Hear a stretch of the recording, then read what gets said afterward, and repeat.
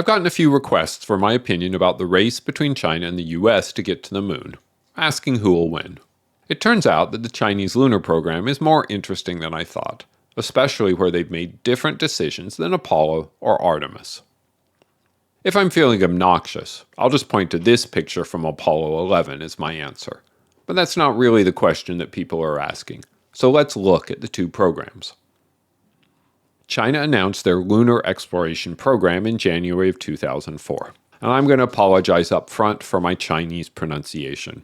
The program is named Chang'e, after a woman who flew to the moon to protect her husband and stayed there as the goddess of the moon. All the lunar probes are simply numbered. 1 and 2 were orbiters, flying in 2007 and 2010. 3 was a lander with a rover named Yoto, after the pet rabbit of Chang'e, and launched in 2013. 4 was a backup for 3, and was flown on a separate mission in 2018 after the success of the earlier mission. 5 was a sample return mission flown in 2020. And 6 was a sample return mission to the far side of the moon. It also carried a mini rover to take pictures. 7 is expected to fly in 2026 to explore the lunar South Pole for resources, and 8 in 2028 to explore in situ resource development and utilization.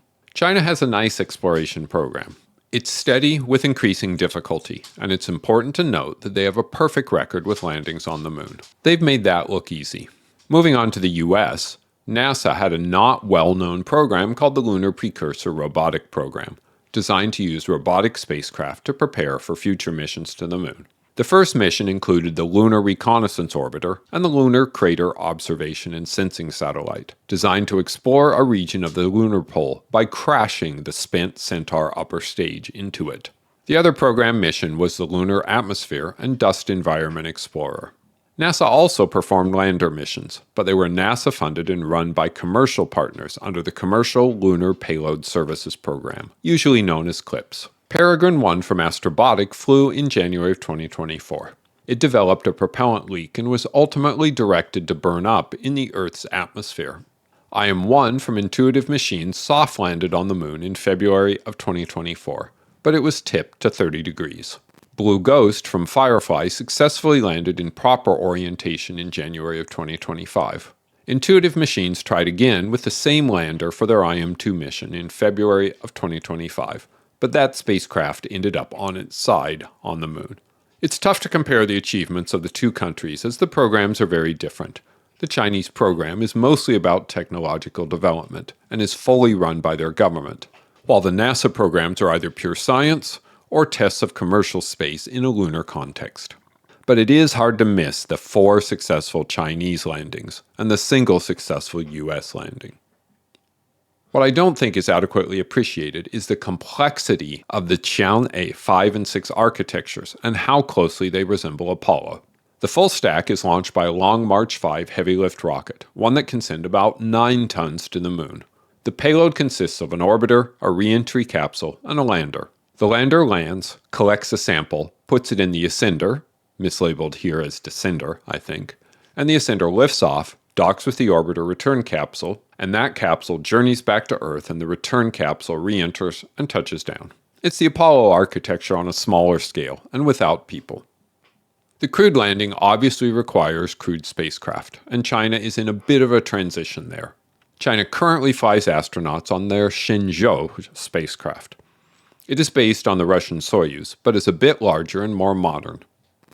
It has carried crew 15 times and has no reported failures. It launches on the Long March 2F rocket, a medium-lift rocket with a payload to LEO of about 9 tons, or about half of what a Falcon 9 can carry. The Long March is derived from the DF-5 ICBM and uses storable hypergolic propellants. China has assembled a space station named Tiangong, or Heavenly Palace, and they're currently on their 9th crewed expedition. The space station modules were lifted using the Long March 5, a modern heavy-lift launcher. It uses an architecture similar to Ariane 6, with a first and second stage that both run on liquid hydrogen and liquid oxygen, or hydrolox. The Long March 5 uses liquid-fueled boosters running RP-1 kerosene and liquid oxygen, or Kerolox, rather than the solid rocket boosters that Ariane uses. Each booster uses 2 YF-100 engines, essentially a copy of the high-performance Russian RD-120 staged combustion engine. That covers the current low Earth orbit hardware, but the lunar architecture will need a few new pieces of hardware. The first is a super heavy lift rocket, the Long March 10, which has a projected payload of 70 tons to low Earth orbit and 27 tons to the Moon. That's a little less than SLS Block 1. Architecturally, it's like a big Falcon Heavy, with two 5-meter boosters next to a 5-meter core, each with 7 YF-100K engines burning Kerolox. There's a second stage also burning Kerolox, and a third stage burning Hydrolox. A launch pad and support systems for Long March 10 is under construction at Wenchang Launch Center in southeast China. Long March 10 also has a 10A variant with a single-core first stage that is designed to be reusable for low Earth orbit missions. There's a new lunar capsule named Mingqiu, or Dream Castle. It's a significantly bigger capsule than the existing Shenzhou capsule, and is designed to function both as a lunar capsule and as a low Earth orbit capsule. The original Orion capsule design was also intended to do that, and it'll be interesting to see how that works out for China. They also have a lander named Lanye, or Embracing the Moon. Lunar landers are pretty hard to build. Apollo solved that by landing the full lunar module and then leaving the descent module on the lunar surface. Lanye has an interesting twist on that approach. Instead of making a full system that can land on the Moon, it has a descent service module that does the bulk of the work getting to the surface of the Moon, and that service module is discarded near the surface and the lander does the rest of the work to land. It's an elegant solution and results in a 2-person lander that is about the size of the Apollo ascent stage. We don't have full details on the Chinese lunar architecture, but here's how I think it might work. A Long March 10 launches the lander and service module towards the Moon, and the service module breaks into low lunar orbit. A second Long March 10 launches the capsule with 2 astronauts towards the Moon, and its service module breaks into low lunar orbit. The 2 spacecraft dock, and the crew transfers into the lander. The lander descends, discards the service module, and then lands. After the lunar surface mission is over, it boosts back to low lunar orbit where it docks with the capsule. The capsule boosts back towards Earth, and as it nears Earth, the capsule and service module separate, and the capsule returns and lands. On to the US program. This is a more complicated story, and it will take a bit of time to explain. NASA's first post-Apollo architecture for the Moon was named Constellation. It featured 2 new spacecraft, a lander named Altair, and a new capsule and service module that would later be named Orion. Both were bigger than Apollo, and that would require a new rocket, or in this case, 2 new rockets, the Ares 1 to lift the Orion capsule, and the Ares 5 super heavy lift rocket to carry the lander. The Ares 5 wasn't up to sending Altair and Orion to the Moon by itself, so an Earth departure stage was added. This is roughly the same thing as the third stage on the Saturn V. Constellation was canceled in 2010 after a detailed review of NASA plans concluded there was no budgetary environment in which they could be completed. This cancellation did not make Congress happy, as the Ares launchers were shuttle-derived, and as such were good at sending money to the contractors and NASA centers that had worked on shuttle. Congress made their opinion very clear with the NASA Authorization Act of 2010, which said the following: "It is the policy of the United States that NASA develop a space launch system as a follow-on to the space shuttle that can access cislunar space and the regions of space beyond low Earth orbit in order to enable the United States to participate in global efforts to access and develop this increasingly strategic region." The Ares 1 and 5 would be merged into a single, less capable launcher named SLS, and Orion development would be continued. Congress deleted both the Earth departure stage and the lander. At this point, SLS and Orion were an architecture without a defined mission. The Obama administration proposed a mission to rendezvous with a deep space asteroid, and then move on to Mars missions. Neither of those missions were practical with just SLS and Orion. Congress had discovered that the benefits that they derived from 30 years of shuttle missions could mostly be obtained by just building a big rocket and capsule without defining a mission for it. That lasted for a half-decade until late 2017, when the Trump administration decided that the U.S. should return to the moon and build a permanent U.S. presence, and the Artemis program was born. But there was a big problem. SLS and Orion could make it into a lunar orbit and back home, but NASA had no way of getting astronauts down to the lunar surface and back. That turns out to be a tall order in this case. The Orion that was part of Constellation had a relatively big service module, but after the cancellation of Constellation, there was no clear mission for Orion, and NASA wanted to save money. The current service module is designed and provided by the European Space Agency as their contribution to Artemis. If we compare the Orion to the Apollo command and service module, the differences are pretty obvious. Orion has a big capsule and a small service module, and Apollo had a smaller capsule and a big service module. For Apollo, this service module had 3 big jobs. First, to keep the astronauts alive during the mission. Second, it needed to slow down the command and service module plus the lunar module so they could enter low lunar orbit. And then finally, it needed to propel this command and service module out of low lunar orbit and back to Earth. To do the second and third meant it had to carry quite a bit of propellant. The Orion capsule weighs about 60% more than the Apollo one did, and the service module carries less propellant. That means it can't do the same thing that Apollo could do. It can obviously keep the astronauts alive, and it can put the capsule into lunar orbit, but not the low lunar orbit, but an easier to get to near rectilinear halo orbit, and it can't bring a lander along with it. Then it can get out of that orbit and go back to Earth. Artemis therefore needs some other way to get a lander to lunar orbit, so that it can take astronauts to the surface and back. Could we use SLS to carry a lander that can do the job? The current version of SLS, Block 1, can only toss Orion towards the moon. The later Block 1B and Block 2 versions can toss an extra 15 or 19 tons to the moon. The Apollo lunar module was 15 to 16 tons, so that might work, except that the lunar module could not get from near rectilinear halo orbit down to the surface and back. It simply doesn't have the fuel, and even if that worked, Orion doesn't have the oomph to put a lander into orbit.